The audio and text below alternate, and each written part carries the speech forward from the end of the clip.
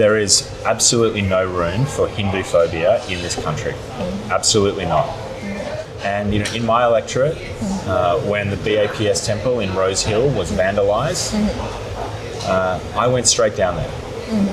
I picked up the paintbrush and I worked with the BAPS community myself to paint off that vandalism. And I did that not because I'm the best painter in Australia, but because I wanted to show my solidarity with the BAPS community and with the Hindu community. Dear friends, we are here today in Little India in the heart of Parramatta, Sydney.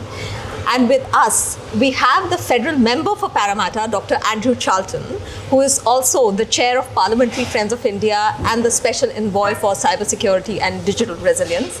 Andrew, thank you so much for joining us today. Great to be with you, Pallavi. Yeah. Andrew, I would like to begin by asking you this, that Parramatta is one of the fastest growing suburbs in Australia, and it also has a significant percentage of the Indian diaspora. In fact, the place where we are sitting, Little India, it's probably got the highest concentration, 45%. So it can't be a coincidence, right, that that where the Indian diaspora is there, that also happens to be one of the fastest growing CBDs in Australia. So what would you like to say? Let's begin with the contribution of the Indian diaspora in Australia.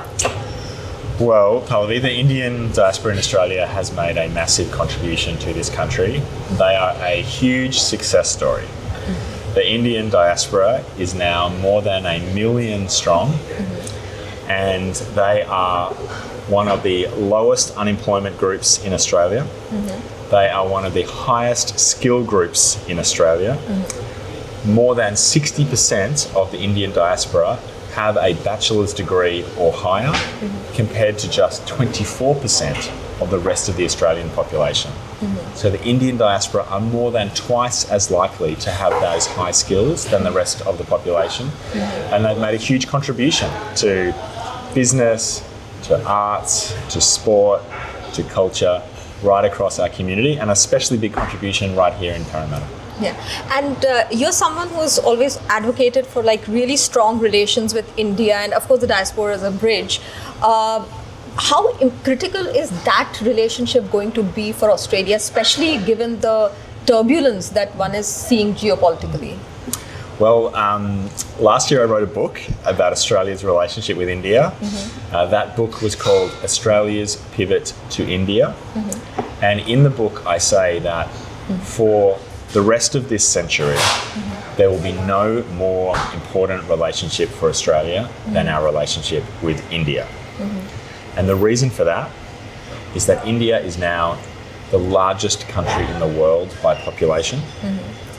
India has the fastest growing economy of any major nation.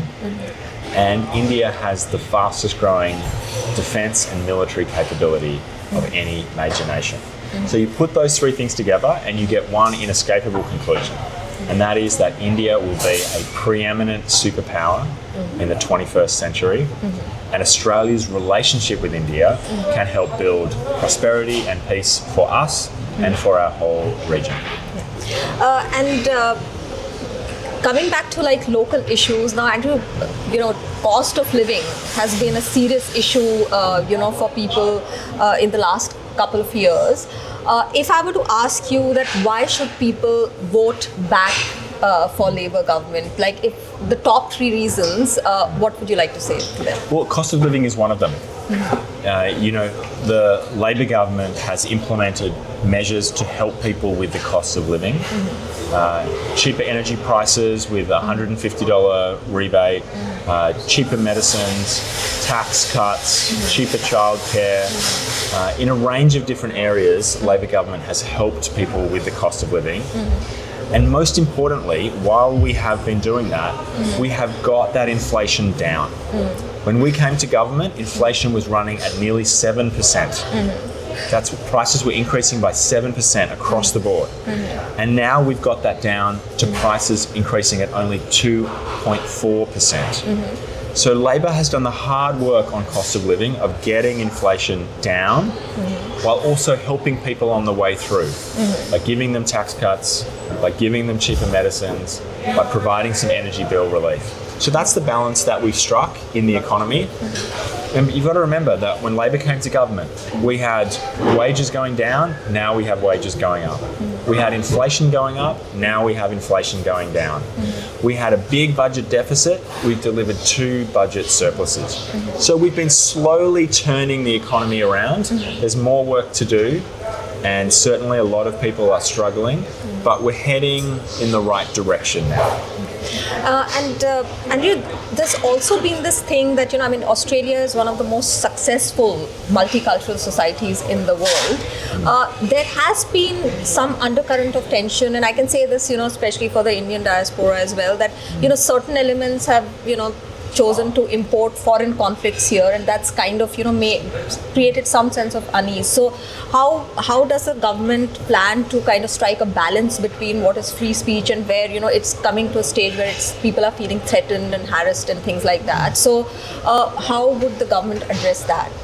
Well, let me just say personally for me, there is absolutely no room for Hindu phobia in this country. Absolutely not. Every Hindu person, like every Australian, should feel safe and free to practice their religion and their way of life. That is fundamental. And in my electorate, when the BAPS temple in Rose Hill was vandalised, I went straight down there. I picked up the paintbrush and I worked with the BAPS community myself to paint off that vandalism. And I did that not because I'm the best painter in Australia, but because I wanted to show my solidarity with the BAPS community and with the Hindu community, who at that time felt like they were under threat. And Andrew, also have to ask you, because you're related to cybersecurity, that we've had a number of hacks, and we recently had it on the superannuation funds. So now this is another area, it seems like an invasion of privacy. I mean, I can say that, a couple of places where I have my data, those have been hacked because it's some of the biggest companies in Australia. So any measures, that are being taken for that, in the sense that what does one do with it? Because this is a reality of the 21st century.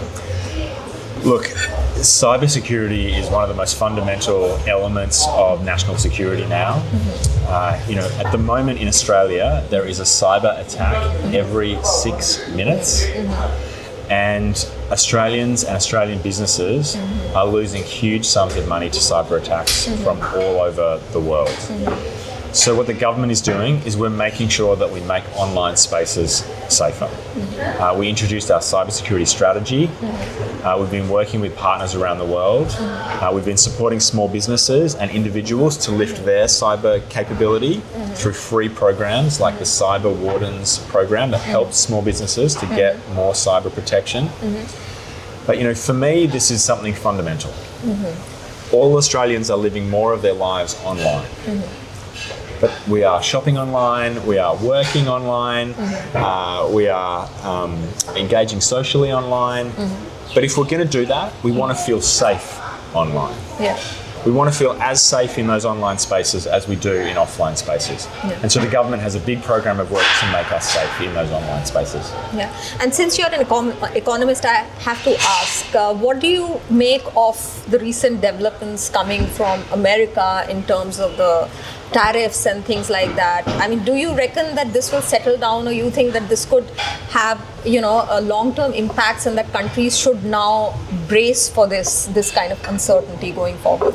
Well, it's certainly created a lot of uncertainty here in Australia and around the world.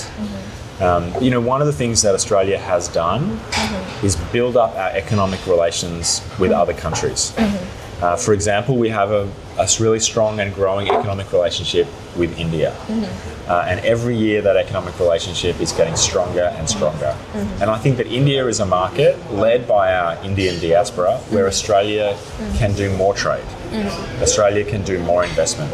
And so I think as we think about uncertainties in the global trading system, we should think about that as an opportunity.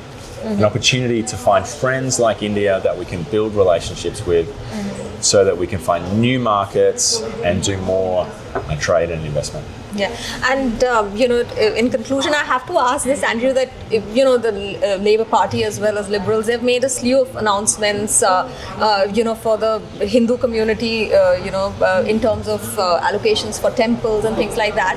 But there is this thing, that there's a question of the timing, and that's why there's a speculation that is it really a love for the community or is it more political? So I have to ask you this, that like in the larger context of Australian politics, how important is this vote going to be this time, given the population as well as the fact like that you've mentioned in terms of the contribution to Australia's society? Well, we'll talk about the Hindu school. This is something I've been advocating for a long time. And that the idea for the Hindu school has been worked through by the Hindu community for a long time. I've been working on it for more than a year, advocating for the Hindu school, making sure people understood the importance of the Hindu school.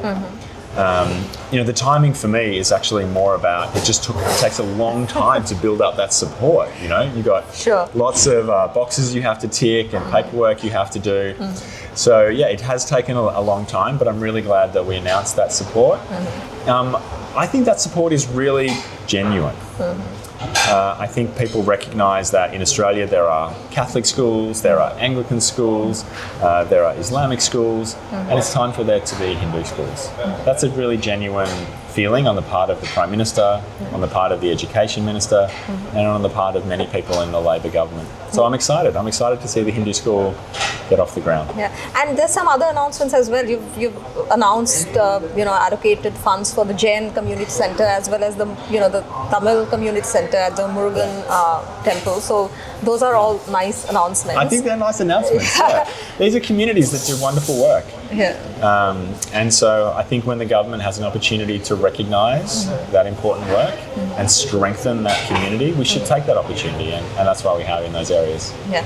And lastly, Andrew, it's been a great journey for Australia as well. I mean, starting from having a White Australia policy, just not too long back into the past.